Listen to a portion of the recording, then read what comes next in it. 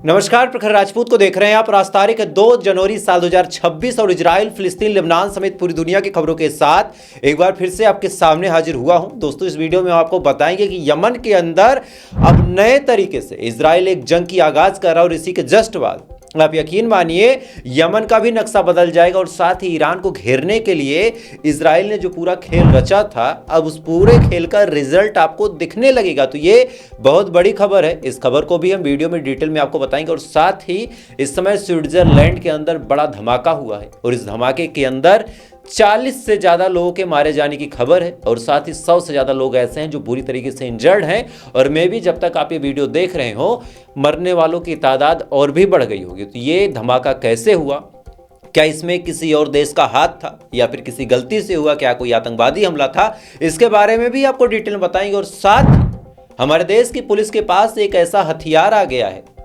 यकीन मानिए SIR form भराते भराते जिन BLOs ने अपनी जान ले ली वो सब बेकार हो गया। क्योंकि अब हमारे देश की पुलिस के पास मोबाइल में ही एक ऐसी टेक्नोलॉजी आ गई है, शरीर पे टच करा दो फौरन पता चल जाता है कि ये शख्स कहाँ का है, भारत का है, बांग्लादेश का है, कहाँ का है, फौरन पता चल जाता है। और साथ ही समय ईरान से भी बहुत बड़ी अपडेट निकल के सामने आई, उसको भी हम डिटेल बातचीत करेंगे। यानी यकीन मानिए आज की जो खबरें हैं बहुत ज़्यादा अहम होने वाली हैं, बहुत ज़्यादा इंपॉर्टेंट होने वाली हैं। इस वजह से वीडियो को लास्ट तक जरूर देखिएगा। चैनल पर नए हैं तो वीडियो को लाइक करके, चैनल को सब्सक्राइब करके अपना प्यार जरूर दे दीजिएगा। और साथ ही इजराइल और फिलिस्तीन की इस जंग में आप किसके साथ खड़े हैं, इजराइल के साथ खड़े हैं या फिर फिलिस्तीन के साथ खड़े हैं, कमेंट करके जरूर बताइएगा। ताकि जब आप कमेंट करते हैं ना, यकीन माने आपका कमेंट अक्सर ही दुआओं का काम करता है। तो आप कमेंट जरूर किया करें। आप इजराइल के हक में कर सकते हैं, मुझे कोई दिक्कत नहीं, अभिव्यक्ति की आज़ादी है, लेकिन आप चाहें तो फिलिस्तीन के हक में दुआ करते रहें। खैर, अब आप कमेंट करते रहे, तब तक एक करके मैं आपको खबरें बताता हूं दोस्तों। और सबसे पहली, सबसे बड़ी, सबसे अहम खबर निकल के सामने आ रही सोमालीलैंड से। आपको याद होगा इजराइल ने सोमालीलैंड को मान्यता दे दी। मान्यता देने के बाद सोमालीलैंड का जो पूरा खेल था वो मैंने आपको डिटेल में समझाया था कि कैसे यमन को काउंटर करने के लिए सोमालीलैंड में इजराइल अपने बेसिस को बनाएगा और वहां से हूतीस पे आसानी से हमला कर सकेगा। इसी बीच एक और अपडेट निकल के सामने आई थी कि सोमालीलैंड के लोगों से इजराइल ने बातचीत की। बातचीत करने के बाद सोमालीलैंड के लोगों से पूछा कि अगर हम आपको नए देश की मान्यता दे दें तो बदले में आप हमें क्या देंगे। इसके जवाब में सामने से आया कि आप चाहें तो गाजा के लोगों को सोमालीलैंड में बसा सकते हैं, हमें कोई दिक्कत नहीं। इसके बाद बेंजामिन नेतन्याहू ने कहा कि ठीक है, हम आपको मान्यता दे रहे हैं, लेकिन बदले में हमको 2 चीज़ चाहिए। पहला कि हम सोमालीलैंड में आपका जो बेस है उसका इस्तेमाल करेंगे और जब हमारा मन होगा तब हम जाके बड़े आराम से यमन पे हमला कर देंगे। और दूसरा और सबसे इंपॉर्टेंट कि गाजा के लोगों को हम सोमालीलैंड में बसाएंगे और आपको मदद करनी होगी। अब ये दोनों चीज़ें जब बातचीत के तौर पे कही गई, इसी के जस्ट बाद अब सोमालीलैंड के एडमिनिस्ट्रेशन द्वारा बयान निकल के सामने आया है। और इस बयान में सोमालीलैंड के ऑफिसर्स ने कहा है कि हमारी इजराइल के साथ ऐसी कोई डील नहीं हुई है और गाजा के लोगों को हम अपने अंदर नहीं बसाएंगे। अब यहाँ पे 2 चीजें हैं दोस्तों, या तो हाथी के दांत खाने के कुछ और, दिखाने के कुछ और है। यानी गाजा के लोगों को वहां पे बसाया जाना फिक्स है, बस सोमालीलैंड एक्सेप्ट नहीं कर रहा, चूंकि इजराइल ने भी ऐसा कोई दावा अपने मुंह से किया नहीं है।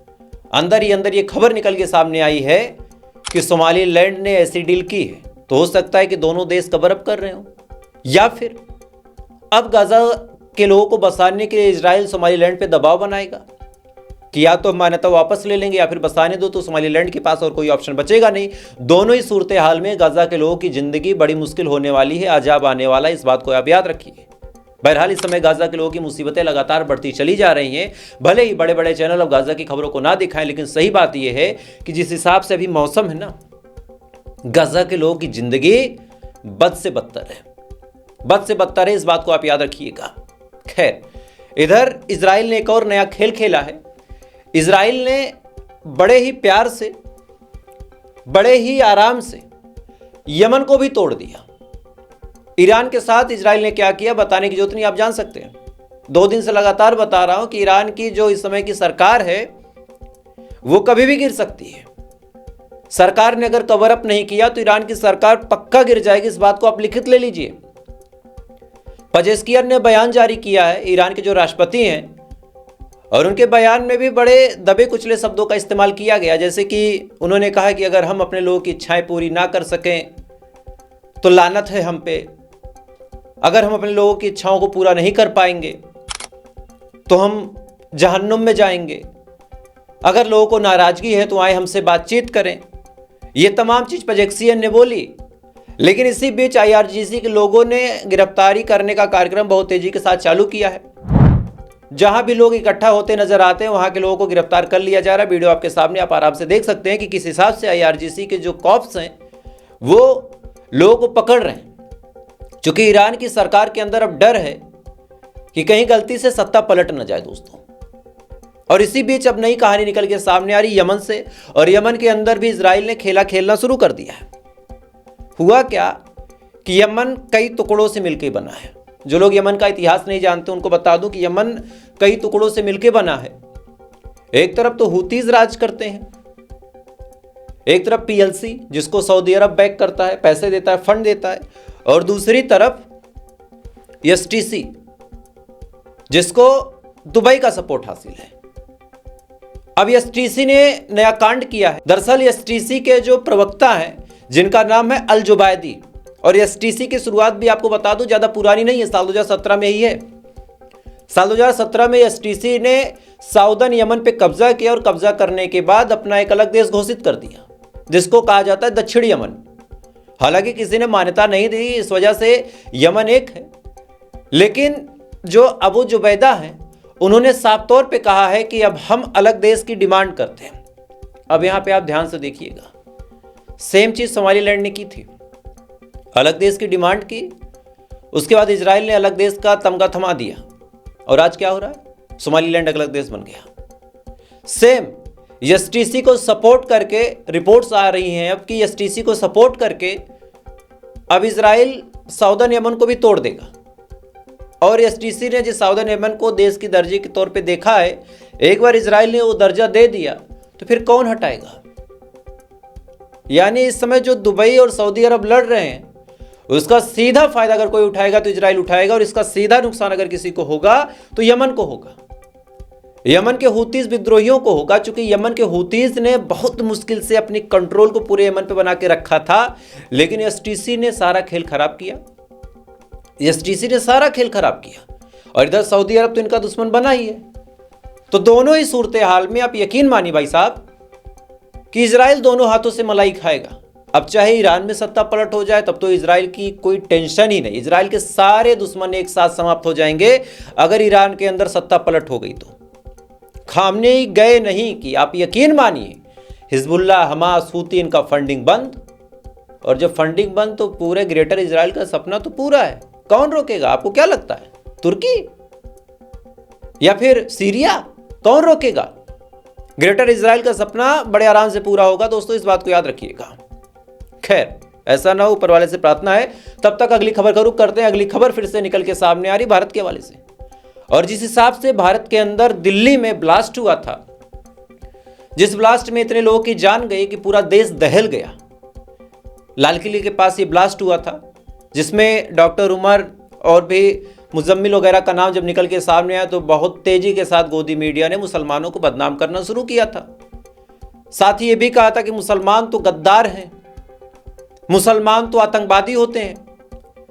अगर कोई मुसलमान दाढ़ी वाला है तो वो पक्का आतंकवादी है, पक्का वो पाकिस्तानी। इस बात को याद रखिएगा। ये तमाम चीजें आपको गोदी मीडिया ने बोली थी, लेकिन अब रिपोर्ट आपके सामने है कि राजस्थान के टोंक जिले से एक गाड़ी के अंदर 150 किलो अमोनियम नाइट्रेट मिला है। सेम वही विस्फोटक जिसका इस्तेमाल दिल्ली को दहलाने में किया गया था, सेम चीज मिली है, वो भी 150 किलो। 150 किलो जब मिली, NIA की टीम ने जांच पड़ताल की, तमाम पहलू सही पाए गए। और पता है कौन लेके जा रहा? ले जाने वाले का नाम था सुरेंद्र पटवा और सुरेंद्र मोची। ये दो शख्स थे जिनका नाम, जिनकी तस्वीर आप स्क्रीन पे देख सकते हैं। एक बार उनका वीडियो भी आपको दिखा दे रहा हूं, आप इत्मीनान से देख लें। अपन दूनी थी ना, एक 3-5 भारतीय विस्फोट पदार्थ अधिनियम 1908।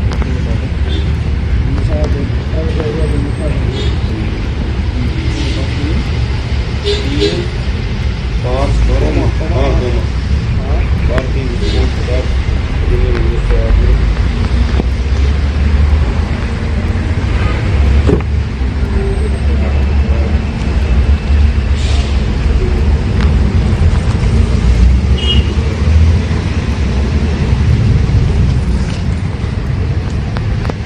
इस वीडियो में आप साफ तौर पे देख सकते हैं कि किस हिसाब से ये दोनों लोग 150 किलोग्राम अमोनियम नाइट्रेट को लेके राजस्थान को दहलाने के लिए निकले थे।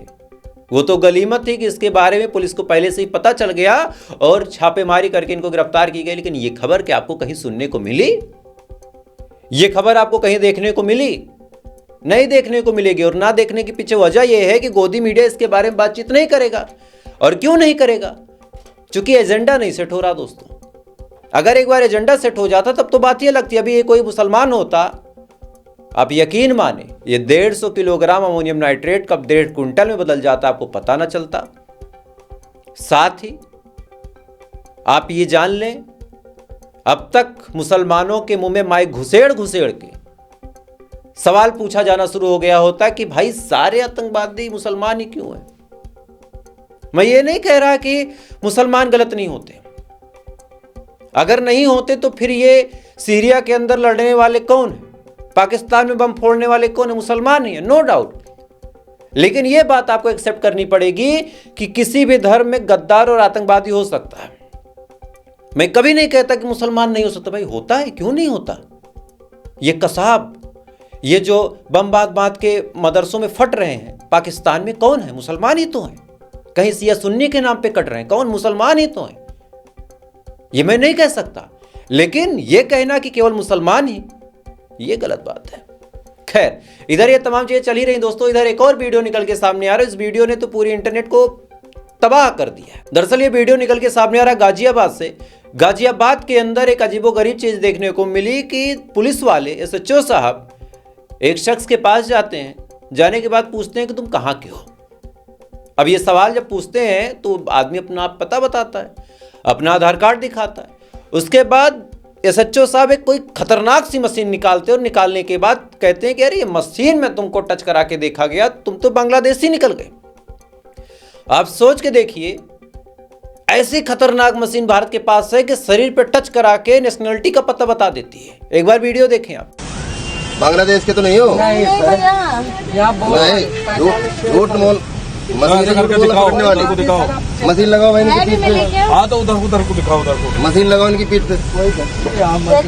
बोलो कहाँ के?